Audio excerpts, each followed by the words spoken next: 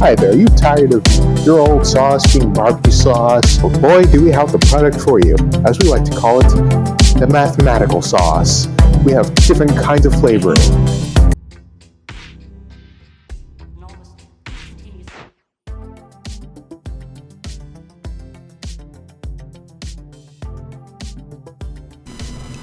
Alright, let's go over question number 19 here.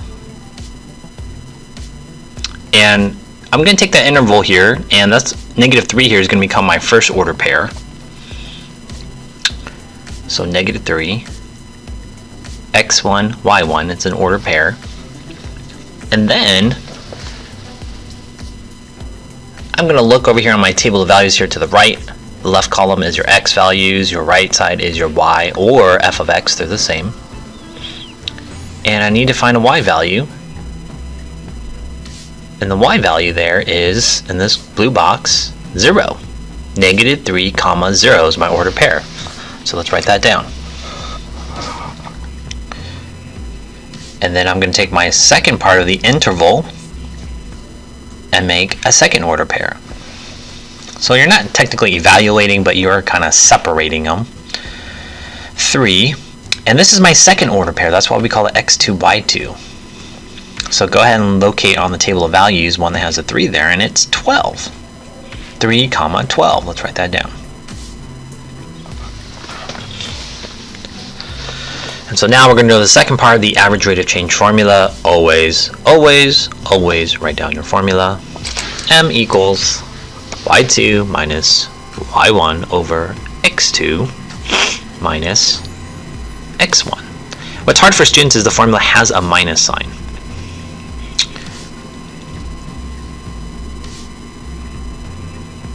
So let's go ahead and substitute these in. x1 is -3. So every time I see x1, I'm going to write -3. y1 is 0. So in my formula, every time I see y1, I'm going to write 0 right here. And then every time I see x2, I'm going to write 3. So there's x2, I'm going to write 3.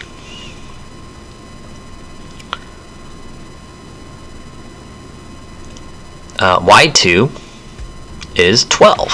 So every time I see y2, I'm going to write 12.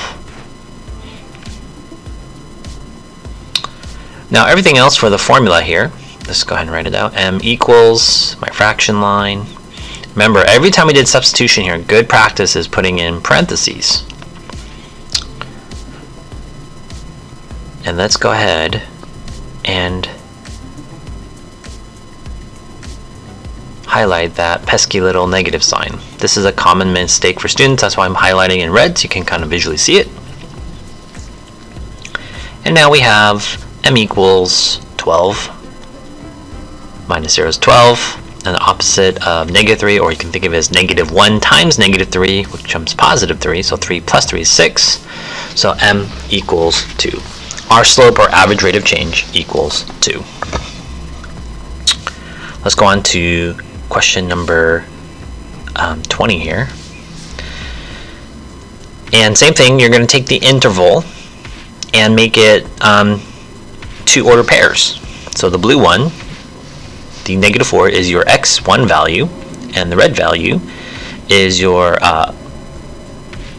4, and then you see them should have been blue. On the table of values, -4, my f of x value, or my y value, is -27. That's how I got -27.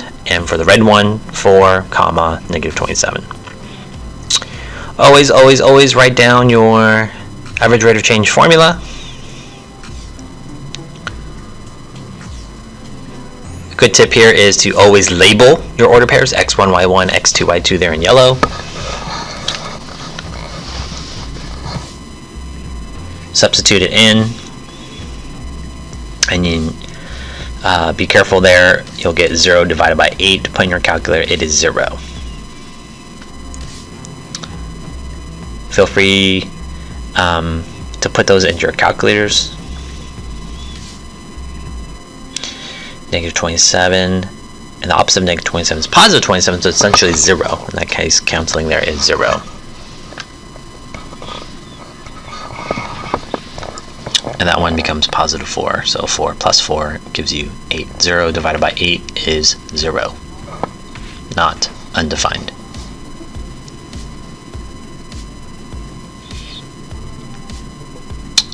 And then a little more quickly, number 21, left side of the interval, -2 in black here, becomes the x1 of my order pair. And you look on your chart, that's -3. And then the right side of the interval is 2 in blue. Look on the chart, you get 9, so that's my 2 order pairs. Always write down the formula, substitute it in, simplify, and you'll get a slope of 3. Question number 22, same thing, separate them, get your 2 order pairs. Look at your table of values for your 2 values. In black, that'll be -39. Blue would be 1, 5, 1. Make sure you label your order pairs, x1, y1, x2, y2. Write down your formula, substitute in there, and simplify. Hopefully the changing of colors is helpful, and you should do that in your work too if that helps you. You get a slope of 4. Question number 23. Separate your 2 intervals to get your x values. -3, look on your chart, you get 27, and the blue 3, 27. And you should be using some math sense here if you actually graph these order pairs. Left 3 up 27, right 3 up 27. You'll recognize it's a horizontal line. That line has no slope, it's not a hill. And so that should be our answer. Slope is 0. So no slope means 0. Write down your formula, highlight your subtraction sign, substitute it in there, and simplify, and you get a slope of 0. M equals 0, box your answers. And question number 24, same thing, separate them, black, green, -2, and 2. Look those on your table of values, -2, 12, and 2, -4. Don't forget to label your order pairs right there, x1, y1, x2, y2. It's a common mistake for students. Always write down the formula so you don't mix them up. A lot of students try to skip steps in their head, but do it on paper. Highlight your subtraction sign, substitute, and you'll get an answer of -4. Mr. Ing's class, we will greatly succeed. Intelligence we will breed and never ever cheat. And don't forget to show your work, 'cause when you get that 4.0, you'll have a huge smirk.